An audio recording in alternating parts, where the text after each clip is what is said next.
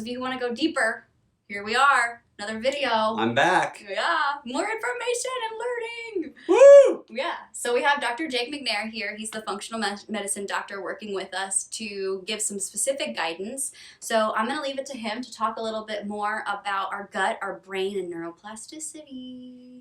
Yes. Thank you, Dr. Devin. Hey, everyone. Thank you for having me back.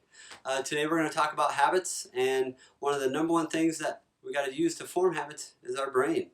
But how do we feed our brain? Is through nutrition, and nutrition is paramount for how our brain works, how we work through life, how we think, how we're feeling on a daily basis. So I'm going to touch base a little bit on nutrition and how that helps with our habits.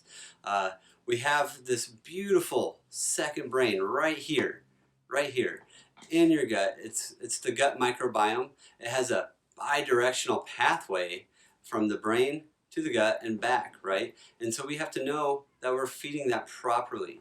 And in order to feed that properly, we have to know what foods to put in. And Dr. Devin touched base with that. The reason why we need to put the right food and right beverages in our bodies is because it's feeding that microbiome, that microbiota into our intestines. And when you don't feed it the right stuff, it gets inflamed. And then it leads to things like leaky gut, intestinal permeability, IBS. Those things suck, right? But did you know that if that's left unchecked, it leads to a leaky blood-brain barrier?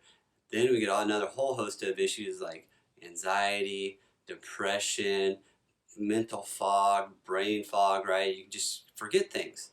That can happen if we're not feeding our microbiome the right food.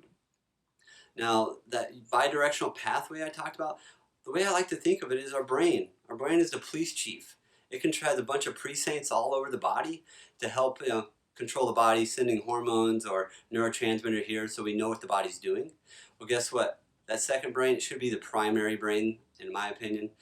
It actually is the mayor of the body city, right? It actually influences the police chief saying, hey, you should send these hormones here, or you should send these neurotransmitters there, or let's turn the immune system on over here. Well, guess what else it does? It helps with neuroplasticity as well. And like Dr. Devin talked about, neuroplasticity is so important for forming these habits. That's why if you eat right, it just helps the body's natural neuroplasticity process, and those habits just become easier and more fun. I hope this was helpful. Thank you again for listening, and have a wonderful day.